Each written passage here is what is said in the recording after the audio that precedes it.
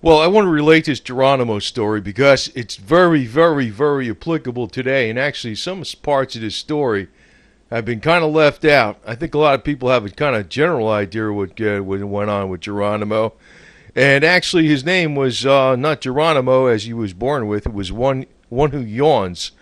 Uh, Golyathala. Actually, in English, I guess it's the best translation.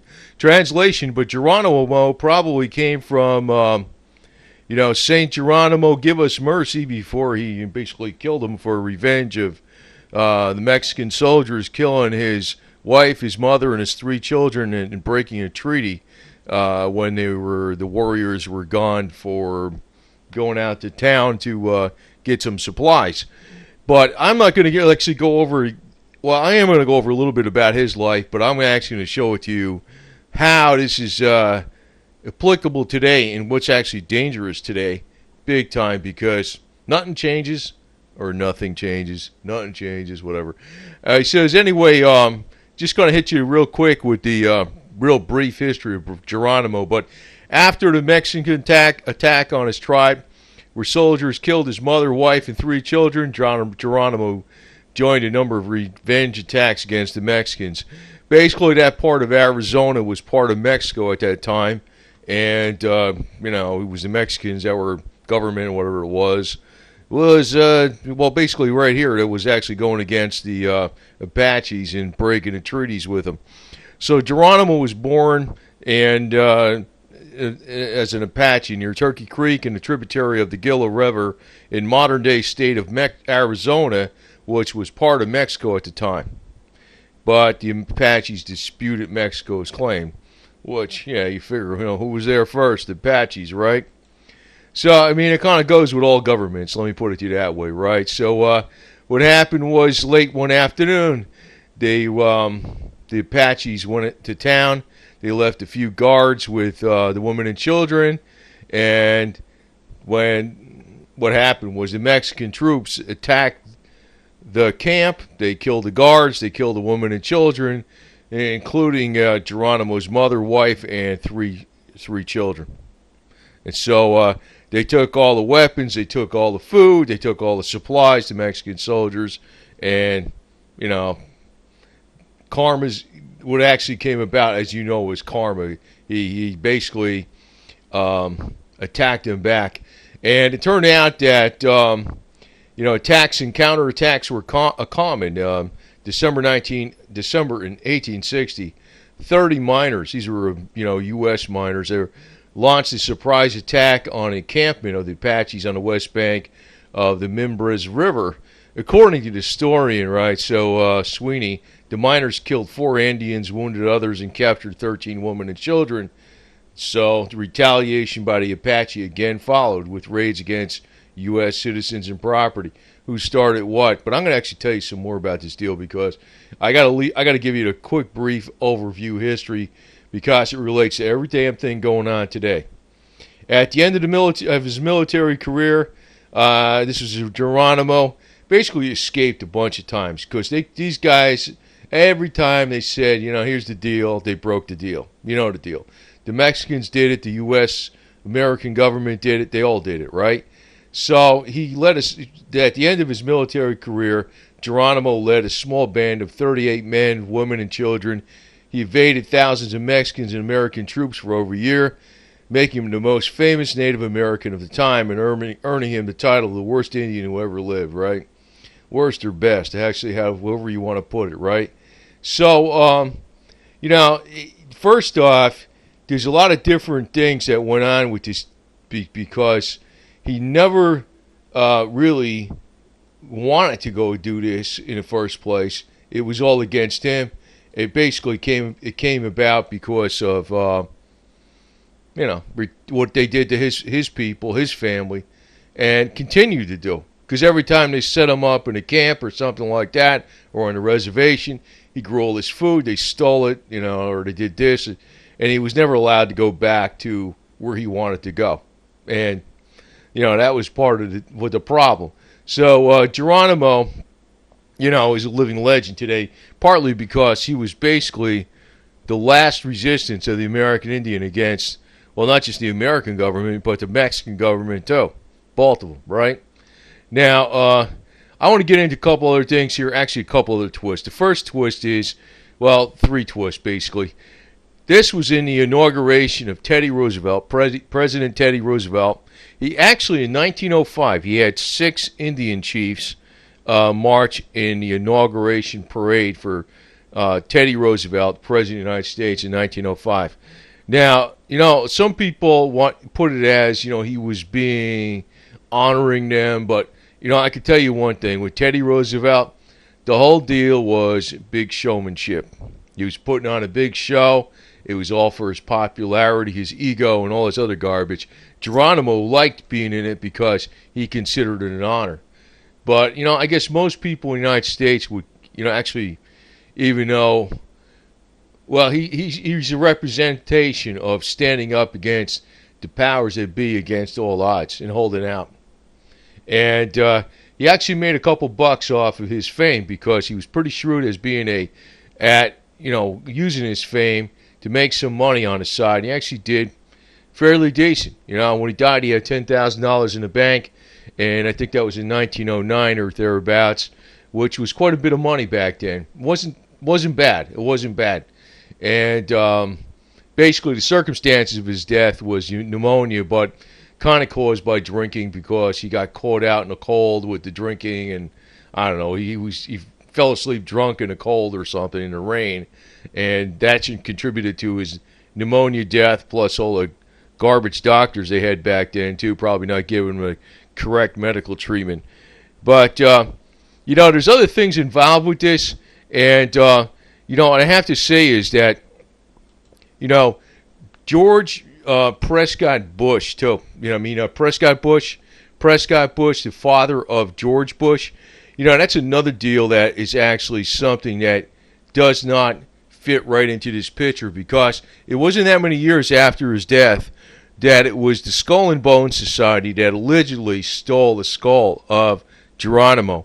And actually, in 2005, they found a letter dated from 1918 that was written that they actually had done this. They actually had done this, and they're keeping it in a glass case. But it's almost like, here the guy, put up with all this, he would never win against anybody if they left him alone. But that was the whole reason why he fought, and actually why he continued to escape and continued to fight, because all these people always broke their word. Now, I'm going to tell you one thing. They say the pen is mightier than the sword? Wrong. Who wrote that? Is somebody who has a pen, did not want to bother to pick up a sword. The sword is mightier than a pen. That's the way it really is. And if he acquiesced the whole time, you would have never even heard of Geronimo ever. Not in a million years. So I want to get on to something else here too, because, let's give a little example here of something like on paper. The Constitution of the People's Republic of China. It's on paper, right? Yeah, well, it almost sounds good. I mean, it's not exactly like the U.S. Constitution, but it says all nationalities in the People's Republic of China are equal. Right. It's almost like the paper they gave to Geronimo. Here, this is our word. The state protects the rights of citizens to own lawfully earned income and savings in houses and other lawful property until such time as some big connected corporation to the Communist Party of China says, "Oh, we need that land. You're on it. You're gonna sell it or else." That's really what it comes down to. So here, the freedom of the person or citizens of the people of the Republic of China is inviolable, and no citizen may be arrested except for the approval by decision of the people's procuratorate or by the decision of the people's courts. An arrest must be made by a public security organ. Unlawful deprivation of restriction of citizens' freedoms of, it's all in paper, right? It's all in paper. The home of citizens of the People's Republic of China is inviolable. Unlawful search or intrusion into a citizen's home is prohibited. It's all on paper. It's all on paper. This almost reminds me of the same kind of. It's something today. It's something today. But you know what? The only reason you got freedoms in the United States is because people own guns. Period. That's part of my point here. When Geronimo was finally captured, he had the best stuff there was, man. He had the Army single action revolver, he had the lever action Winchester, and he had a Bowie knife. Best stuff there is, and it's on display in Smithsonian Institute today. So the citizens of the People's Republic of China have the right to criticize and make suggestions to any state organ or functionary, as long as you don't piss them off, right? Basically, that's what it comes down to. You could see the big story with, an attorney that used the Chinese Constitution, and he just finally kind of pissed off a little bit too much the elite in China, the party itself. So he disappears, gets tortured, under a house arrest. He's tortured for years, all kinds of stuff, forced to sign confessions, and he says he was forced to sign confessions. So, this is the same kind of garbage that goes on. If it's on paper, it don't mean a damn thing. And, the biggest lesson is, we got to look at from the United States of America, because let's look at Geronimo as a true American. That's really what I want to look at Geronimo as, a true American. This guy was the original, I consider him like, I respect him more than George Washington, okay? I do. I personally do. And it tells you, don't trust the sweet talk, don't trust the paper. What's he holding in his hand? That's what you trust.